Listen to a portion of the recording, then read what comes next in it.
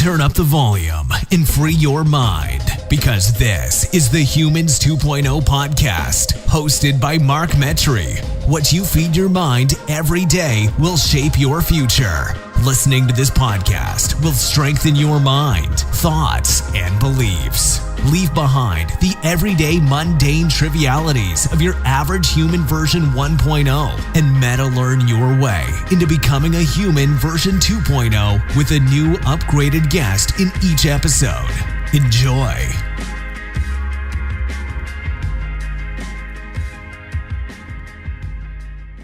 Phillip Stutts has more than 20 years of political and business marketing experience.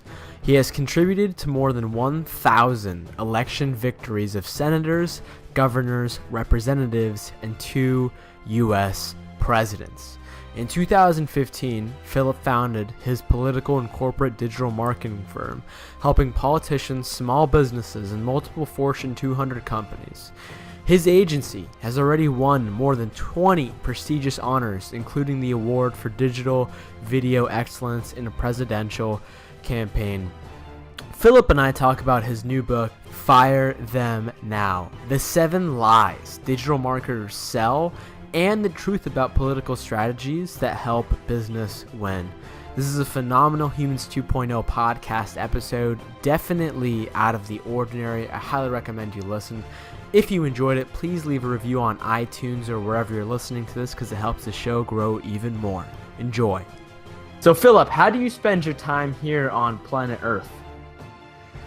That is such. I know you start your podcast out this way because I listen to you, and so every day is different. I've tried to have routines. I just don't think that's my life. So every day I wake up and I say, how am I gonna grow and give back to others? And I really fail miserably all the time, but it is what I strive for more than anything else. I have an amazing wife, an incredible little girl who's 5 years old, and I run multiple businesses. And I live in a remote beach town in Florida, and my company is run out of Washington, D.C. as well. And I am traveling all over the country, from New York to Austin to Silicon Valley to L.A. constantly. And so every day is different for me. And the one consistency is I wake up and I say, am I going to grow more today? And I'm going to try to give more and be a better person. And again, I mean, even this week, I just literally face planted on like 10 of these things. But that's really how I try to focus each day. That's a terrific answer, my friend. So Phillip, before we get any further, I've never had on a guest like you that has been involved. I've had on like some different marketers like Neil Patel and people talking about like networking, things like that. But I think that your experience is very interesting. So to kind of start here, how did you get involved in the political world? Yeah, it's a great question. At an early age, I was only really interested in 2 things: sports and politics. If you're watching this video right now, you can probably tell by my frame, I did not make it in sports, by my physical frame. But and so I was just interested in politics. Again, I don't know what is inherent in me. I just wanted to help. I think that's my purpose, is to wake up and fight for things I believe in. And it really motivated me. I figured I couldn't go into a field where I didn't believe in what I was fighting for every day, and I couldn't be bored. I'm totally ADD. I was on Ritalin when I was in high school. And I mean, so I had to be purpose driven so I could be focused. And politics and sports really were always my big focus. And, I just decided I was going to go into the field of politics, and started out humbly. My first job ever in politics, I was the assistant to the president of an organization. So I always say I wasn't even good enough to be someone's assistant. I was the assistant's assistant, and really just paid my dues and climbed the ladder and worked through the years in various political campaigns. But that's really where it all started.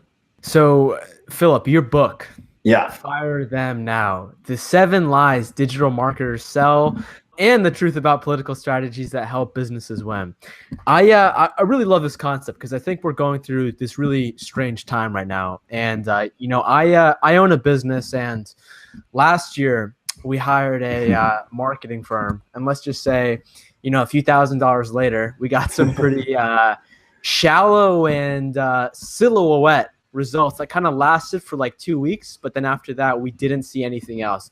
So this is a topic that's really close to my heart, and I think a lot of people out there are as well. It's like you go on the news or you're on social media, you hear all these different things like, post on this network is dying, post at these times, don't post here, post like with this line format. Like it's just all over the place. So I got to ask you, if I own a business, and whether it's I want to learn or I want to hire an agency to kind of outsource it, what's the first thing that I should know? Well, let me just say this. I totally empathize with your struggle. And in coming up with the concept of the book, I literally talked to over 100 CEOs, and everyone gave me the exact same answer you did. Frustrated, hired somebody. All you're talking about, Mark, is the tactics, right? These are tactics that people are out there trying to sell right now. And it's not tactical, it's big picture, it's principles. And if you can understand those principles, and I tell you, there's an outlier market that's having unbelievable results. They have winners and they have losers. And if you win more than you lose, you're an incredible success. And that's in politics. And basically we win or we die in politics every single day, right? So if my political candidates that we work with don't win, I'm out of business. And so I said, man, there's something we're doing on the marketing side. Forget the politics, what people believe or their policy stuff. I don't care. What I'm talking about is the marketing. There are interesting ways in which we're using strategies that would give businesses unbelievable growth. And I know this because we've done it. And so, I just, the first thing I would tell you more than anything else, and this is one of the lies I'll reveal, which is long-term contracts. Now, in most of the cases that I've talked to, a company, a small business, and an influencer like you, like somebody hires a marketing firm, and typically they are locked into some kind of 3, 6, 12, 18-month contract. Unbreakable. So they get paid whether you succeed or not. And the difference is in politics, it doesn't work that way for our marketing firm. When we get hired by a politician, we have a 1-month contract and it never gets beyond that. And so every single day we are fighting for the win of our client. And that's another key term I think is really important. We are always talking about how do we win for our clients, right? We're not talking about brand management, and we're not talking about all these, gobbledygook terms. We go, what is it going to take to win? If you knew that your marketing firm was working every single day or they'd be fired, like how would you feel about them working towards your outcome every day? Because it's ultimately about the business owner's outcome, not about the marketing firm getting paid before the company makes any money. And so I just said, it really was like this. We just decided to take the political principles, and I wrote it in the book. But what we ended up doing before the book came out was we sort of reverse engineered and applied these secrets of politics into businesses that we were working with. And all of a sudden we had this unbelievable growth.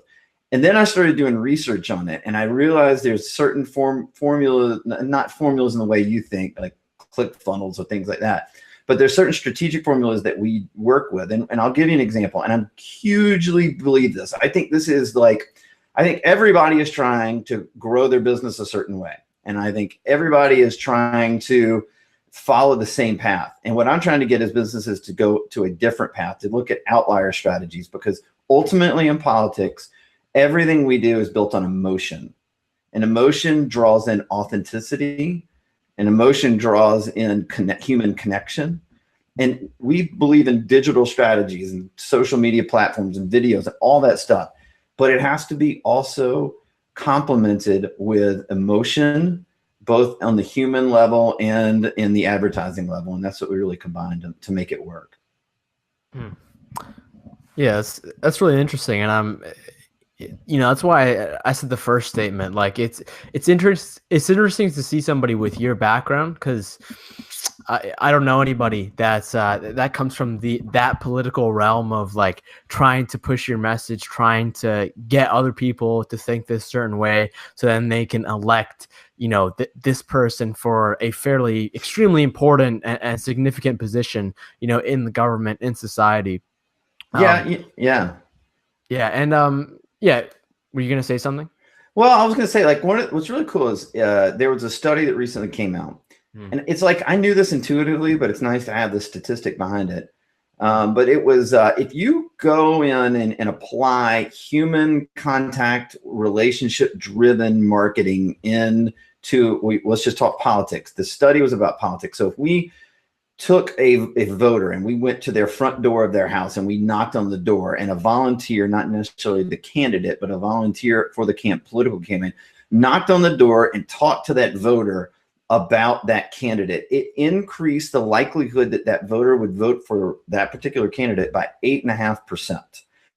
That is a massive ROI if you think about that. If you can apply in a different way how you look at how business owners connect with their customers or their service or whatever. And so this can apply to B2B, it applies to B2C, but there are statistic after statistic after statistic about how we use human connection and complement it with digital media and digital advertising. And so what my outlier strategy is not only to take in the way that we look at political principles and how businesses can apply it, but it is about the fact that everybody is trying to have non-personal relationships. Every marketing drive that I see by so many companies right now is, hey, we want to build a relationship with you on Twitter or Facebook or Snapchat or whatever it is, right? And I'm saying do all those things, but also engage the customer one-on-one in a human way, which is a great reason why we're talking on this podcast today. But in a human way, and there is exponential growth. And Sally Hogshead's a great author. She did a research project over 10 years. She interviewed 250,000 business owners. And she found out that when business owners made human connection and dealt with it in an authentic manner in that regard, they increased their bottom lines by 200%. We've known this in politics forever and ever because that's the only way we run our marketing effort. So it's been really interesting to look at the research as well. Yeah, that's super interesting. And I think I heard you and Gary Vaynerchuk talk about that, and really kind of about that one-to-one connection. It's about scaling the unscalable. Like countless examples of me responding to like an Instagram DM, and then like that person messages me again in like 3 months and says, yo, I listened to all your podcast episodes and this and that. Whereas, and I think that's really the advantage, right? I think that's how people that are on the smaller end, no matter how small your business is, that's how you can really compete against the big people. Like if that person DM'd like this huge podcaster or whatever, I don't know, they probably wouldn't respond back just because of like the sheer amount of DMs, but a lot of them do. And that's what sticks in people's heads. And I think like we're seeing this this relationship on the internet with different networks. Like I've noticed Twitter, it can get emotional, but it's it's good for a lot of political things like world news, talking on one-on-one.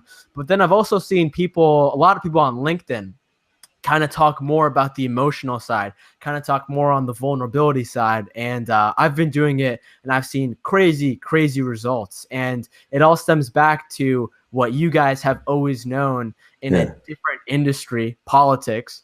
And that's awesome. So to clarify, the first rule, or like the first lie, so to speak, is you have to lock down these long-term contracts. Right. Anyway, let me go back to something you just said. And we don't always get this right in politics. We strive to get it right. Is people that are leading these campaigns, helping these politicians, we try to get this right. You said vulnerability. I think that's the key to success in everything we do. And when a politician that we're marketing is incapable of being vulnerable, most of the time, not all the time, but most of the time, the voters see through that candidate, right? And one of the reasons that so many candidates can be successful is that They do make mistakes and they own their mistakes, or they do talk about their failures and they talk about how they've overcome them. And in the same way, I mean, we see it in business every day. And I talk about this in the book. I have this great chapter on authenticity. There's so many businesses and business owners that are scared to death to say anything authentic in this day and age, because of Twitter, because of social media, and because of the mob that will attack you for anything, right? So business owners have just gone into this cocoon where they're just scared to death to say anything. And, a great example is, there was a company, I don't want to name them yet, but when I give a speech, I bring them up. But they were recognized last September. They put out a press release. It was National Hispanic Awareness Month. And they said that they wanted to, recognize Hispanics in their company, and they were going to hold a trivia contest so that their employees could learn more about Hispanic awareness. And I went, what a bunch of fucking garbage. What a bunch of gobbledygook. That doesn't do anything. First of all, it's total pandering. And everybody in the company knows it's pandering. And every customer sees that and is not either impressed by it or notices it, right? It drives me insane. Like, if they would have said, you know what, it's Hispanic Awareness Month, we're going to take 2 or 3 Hispanics in our company. We're going to talk about their struggle of their families to come into this country. We're going to talk about how hard they work to get an education, how they're raising their kids, how they're dedicated to this company. If they utilize those people in an authentic manner and challenge their company and their employees and their customers to understand how they look at their Hispanic employees differently, holy cow, people would have bought into that. They would have bought into that authenticity. Another great example is the Southwest Airlines flight that recently had the engine blew and this woman died from the flight. And the next day, the CEO of Southwest got on Twitter and did a video, a response. And I went, oh, that was smart. That was quick. Within 24 hours, a video response. But then he read his response from a teleprompter, and I could see the video, and I can watch his eyes, and they're shifting left to right, left to right, left to right. And I go, someone died. What are you doing? Like, don't look and read a teleprompter. And the teleprompter, it was like, we are saddened by the, it was like a robotic response. Like, no one watched that. I stopped watching it, and I'm in marketing. And I'm like, you know what? That CEO should have stepped up, looked into the camera, and said, I'm heartbroken today. One passenger passing away is one too many. I will do whatever it takes to make sure this never happens again. We are going to take these 3 steps right now. We're going to work with the FAA. We're going to do everything. Like, just speak authentically. And by the way, as someone who was flying Southwest the next day, I would have felt much better about my flight. Instead, the guy didn't. He gave me he served me up gobbledygook, right? And I just try to impress upon business owners, whether it's speaking on platforms, social platforms, whether it's speaking to other people, tell your authentic story and be vulnerable. It is what is the difference between success and failure.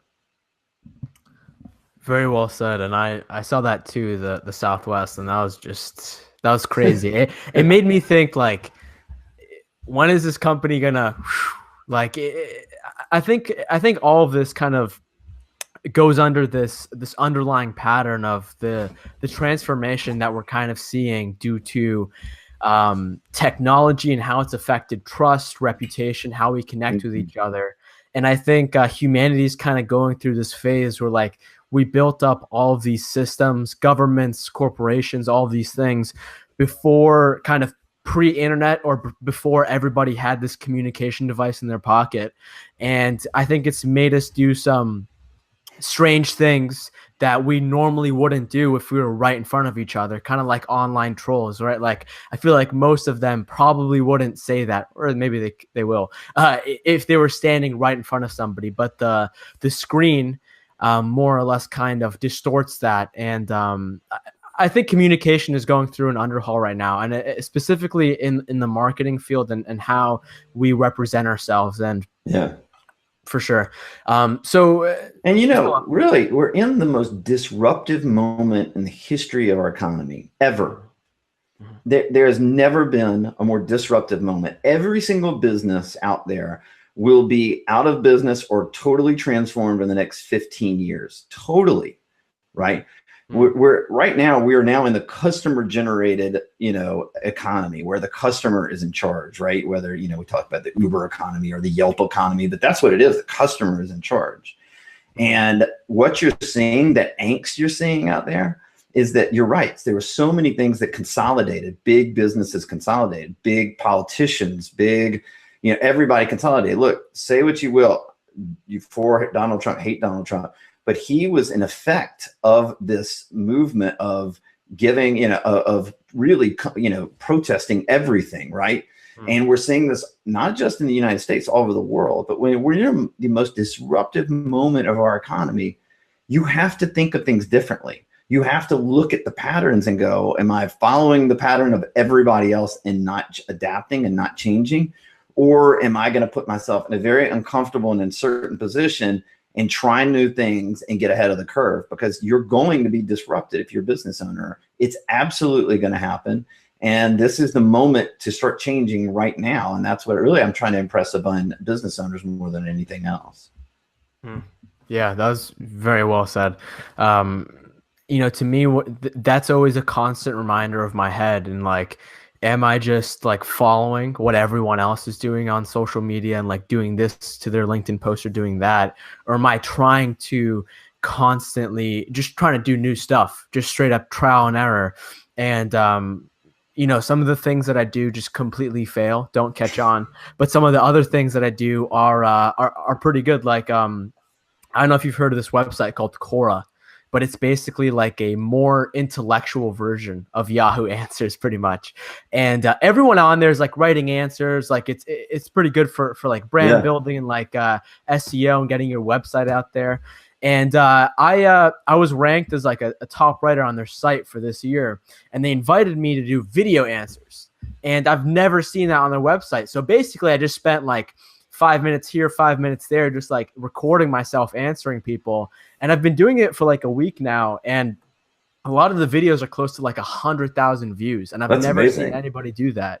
And I think it's always a constant reminder to me. I always keep that in my head as like, am I following or am I like trying to innovate? Am I trying to do new stuff?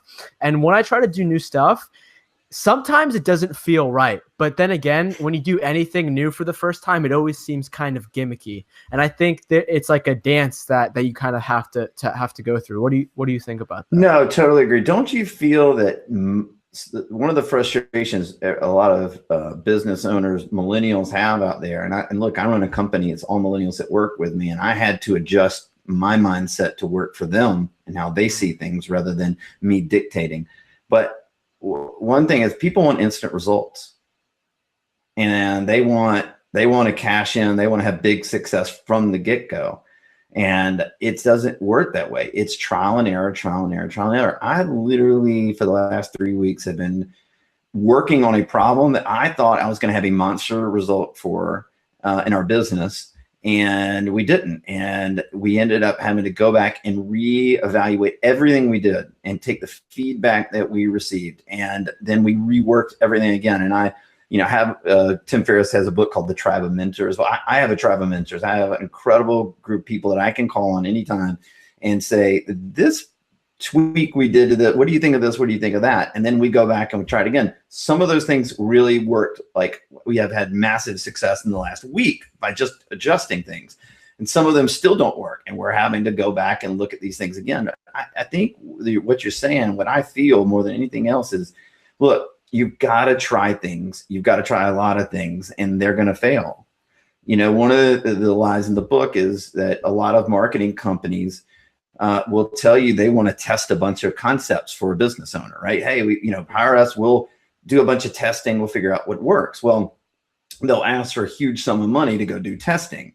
And in politics, we're like a startup company. So when we start political campaigns, there is no money. The candidate has to raise all the money.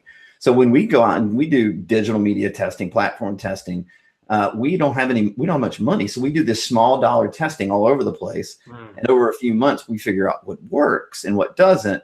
And then once we have a lot of money, we have a better ROI because we've tested at a smaller dollar pace. And so I implore business owners to go to their marketing agencies and say, hey, if we're going to test a bunch of concepts, we're not going to be spending a large amount of money to do it. Because the marketing firm lie is, hey, we need to test this, let's spend all this money. And then when they find out what doesn't work works, they go back to the business. They go, now that we know what works and what doesn't, let's go spend another huge chunk of money. And again, the marketing agency wins regardless of whether the business won, right? And so my thing is, but that's a metaphor for life. It's a metaphor for business. You've got to go out there and test all these things. You've got to go out there and try to innovate constantly. And frankly, you got to put yourself in an uncomfortable position to innovate. Tony Robbins is a great quote. It's like the quality of your life is the amount of uncertainty you can comfortably tolerate. And I think it's like mounted to my shower. I look at that every day when I wake up, because I'm like, yeah, am I going to just do everything the same way and try to get my little certainty out of life? Or am I going to push the boundaries? Because if I push the boundaries, I may not meet every outcome I'm trying to achieve, but I'll tell you what I will get. I'll get a lot farther than if I put a 10%, like I want to grow my business by 10%. I never have that as an outcome in my business. I always have, I want to grow my business by 10x, right? I haven't gotten 10x, but I've gotten 5x. And I don't think I would have had that sort of struggle or insight had I said, well, next year I want to grow my business by 10%, right? Because if I'd have gotten to 10%, I'd been like, I'm good. I did it, and I'd have been satisfied. And so I'm just not satisfied, but I think you make a really good point there. Yeah. One of my favorite quotes, I have no idea who said it, but it's, be comfortable with being uncomfortable. Yeah, totally. 100%. And another great quote by Tim Ferriss is, failure is feedback. And if you look at failure as feedback instead of some devastating loss, and in politics, we get that, right? I always talk about this. In 2016, we did 120 product launches in my business. 92 of them became number one in their market, number one in 1 year. How do we do that? Well, they weren't products, they were candidates, right? So we took 120 candidates and 92 of them won their races, but we still had 28 losses. We deal with failure all the time. And every time we lose a race, we said, what didn't work? What did work? Because that's just feedback for me. And so that's the most important thing I think of is losses are not devastating. It's just feedback. Yeah. I know you touched on this a little bit just now, but how whether you're a marketing agency or whether you want to hire a marketing agency, what's the best pricing structure? Because you mentioned on Little Spence, I don't know if that was just for the testing part, but I get a lot of people that talk to me, or people that own agencies, that say some of the biggest misconceptions that my potential clients have is they have to spend. They have like this idea that they have to spend like $10,000 on a marketing budget. And obviously this depends on the size of the business and whatnot. Some of them get paid hourly. Some of them are small time contracts. Some of them are large scale contracts. How do you think about that? And what would you advise somebody to best structure that for their own business?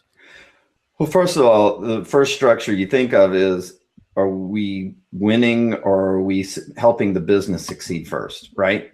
Not how do I structure this so I get paid first. Look, I am going to make a lot of money and be ultimately very successful if my clients grow exponentially. So why don't I think that way as a business, right? I do, but so many agencies don't. You just brought up another lie in the book. The hourly versus retainer rate, right? So some people get paid a flat fee per month. Some people get a charge. Some agencies charge an hourly rate. I think the hourly rate is a huge disservice to business owners. So if you're a business owner and you're paying a marketing firm an hourly rate, I think you should quit that right now. And the reason I say that is because if the business owner goes, oh, if I make a call to these guys, it's another $300, and all of a sudden in the back of their mind, everything is like, it's like it being in a casino and hearing ding, ding, ding, ding, ding, ding, ding. It's like pulling the lever of the jackpot, everything. It's like money falling out every time. And so if you have if you're a business owner and you're paying a marketing agency a flat fee, then what's important on that is you can expend all of their hours, right? So you can say, hey guys, I need 100 hours this month, or I need 200 hours, or I need 50 hours, whatever. But it's up to you, because you're going to maximize your dollars under that scale. And an hourly rate, the agency is maximizing their time, not your time. And so I think it's a really important thing for business owners to look at this and say, I want to pay a flat fee. Second of all, like I said, in my agency, we don't do long-term contracts. We do month-to-month contracts. We typically, if we engage in somebody where it's a long-term campaign, we won't even sign a month-to-month contract for 3 months, because we feel like we have to prove it to you first, right? And after 3 months, if we've built a relationship, again, think about this, we market to emotion. We want to build a relationship, an authentic relationship. We want to have trust, and we want them to write us a big check, and we want to run big investment campaigns. But it's their business. And so shouldn't we succeed for them first? Shouldn't we test things in a small way with their money first? And then once that trust has been built up, once we've seen what an ROI could look like, once we know what works and what doesn't, let's go for a bigger investment. But I don't want to do that until I've proven it. And again, if we're in a customer-driven economy, that is how businesses have to run, or they're not going to be along anymore. Look, if the customer, or the business owner looks at you and says, that person is transactional, right? Or they look at the marketing agency as a commodity, you're going to be gone very, very soon. It has to be built on a relationship. And a relationship is not emails back and forth to each other. It's sometimes phone calls. It's in-person meetings. It's getting to know those people and building a relationship so that agency understands the business. And then they can go succeed in growing that business. Terrific. So, Phillip, before I ask you my final question, where can these guys connect with you and check out your work? Yeah. So, our agency, the corporate agency we have, is called winbigmedia.com. You can reach me at phillipstutts.com, just my name. If they want to connect there, they can go in and read about how we do things. One of the things that I do is I try to write about where I find businesses that are using political strategies and principles. I did this in the book. Now I want to take not just the stories we utilize in the book, but everyday stories like the Southwest story I told you earlier, and put it out there on a platform for people to read. There's no charge or anything. I just want to show businesses that if they apply political principles, that they can grow their business more than anything else. That's awesome. And all those links will be down below in the show notes. So, Phillip, I know we've been on this theme for quite a while, but I need to squeeze this opportunity, because I don't really get a lot of people like yourself with your kind of background on the show. What do you think are some of the main principles, the main things that you've learned through your process of going through politics, and either in the business world, your own life, all that? Oh, you're right. It's going to be interwoven into all the things we've already kind of talked about. It's that I fail all the time. One of the things that and I talk about this a little bit in the book, one of the reasons I wrote the book is because I have an incurable disease, an esophageal disease, and doctors are telling me I have basically about 10 to 15 years left, and then I'll have a feeding tube for the rest of my life. And for the first 5 years of the diagnosis of that disease, I stuck my head in the sand, like a lot of business owners are right now in the disruptive economy, and I did nothing about it. I had this huge disruption on the horizon for me, and I basically did everything I was told, ate the foods that I was not supposed to eat, took the medications that had long-term consequences for me, and not that I don't listen to doctors, but I don't take their word as total gospel either. And I decided about a year and a half ago, I needed to innovate in my own health. I do it in my business every day. I do it in my personal life. I just wasn't doing it in my health. And so I disrupted a disease, and I said I was going to try to find a cure to this disease in 5 years. And in a disease that has no cure, and no one has ever had a cure to it. And so in a year and a half, it has led me to the point where I'm about to start a one-man clinical trial where they'll insert stem cells into my esophagus to try to regenerate the nerves and the muscles that are basically dead for the rest of my life. It may fail. It probably will fail. But the fact is that that's fine. If it fails, that's feedback, and I'll figure out a plan B. And ultimately, that is my purpose in life, right? Is I have to constantly be pushing the envelope, growing, and giving back and helping other people. And that's what gets me up at 4:30 every morning, fired up and excited to get the day going, and why I put so many hours in, not just in my business, in my health, and within my family. And I'm telling you, if you're out there and you're listening, whatever that purpose is, it is the most important and critical moment of your life. I went years without purpose, and it was a depressing, horrible time in my life. And when I decided to disrupt this disease and I decided to create my own business, it gave me that purpose to help other people and grow like crazy. And that's, for me, the key to life. Wow, man, that was awesome. You got me fired up, dude. I'm so ready. So Phillip, before we wrap up here, I'd like to ask my guests a final question to Sure. kind of, it's a self-inquisitive question. Questions are really powerful, and they can lead to life-changing things. This show is called Humans 2.0.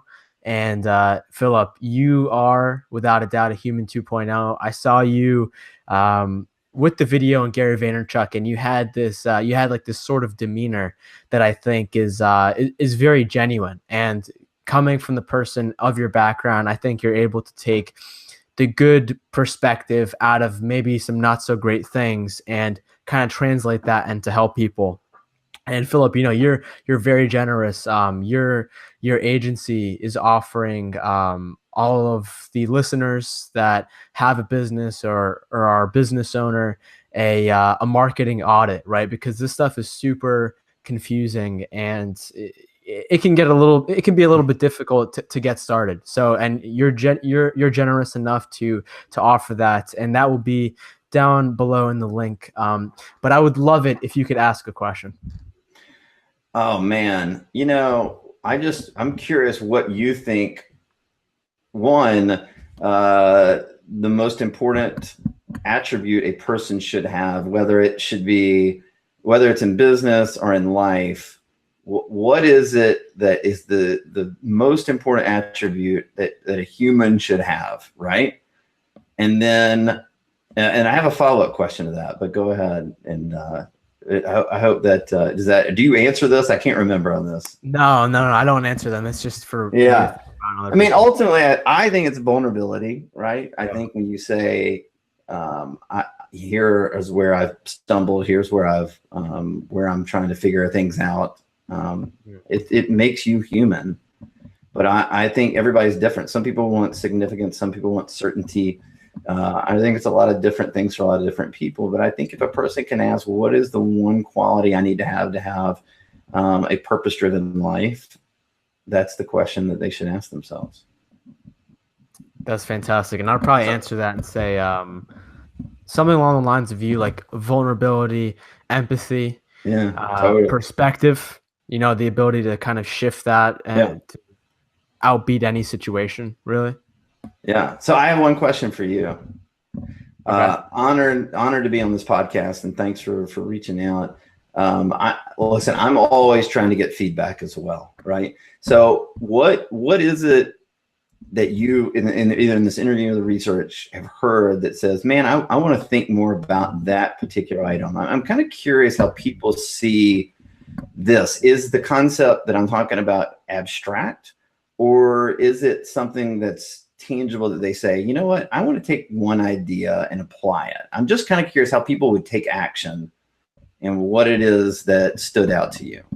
Yeah, that's a good question. So I think, the main thing I'd say that stood out to me in kind of this interview, getting you on the process, is the first one is kind of, I don't personally know Gary Vaynerchuk or anything like that, but I think he's a great guy, and he's very reliable.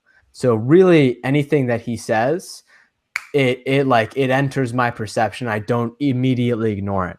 And also the whole political realm, how governments do stuff, is fascinating, because I think I think specifically in the age of technology, it's kind of being revealed to us. And I think a lot of things we don't know. I'm naturally a very curious person.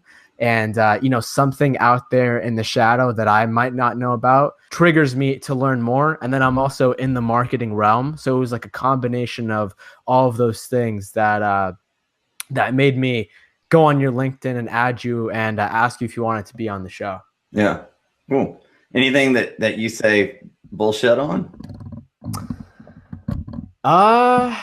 No. I mean, in terms of you, or in terms of no. On the topic of on the marketing topic of political principles behind helping businesses.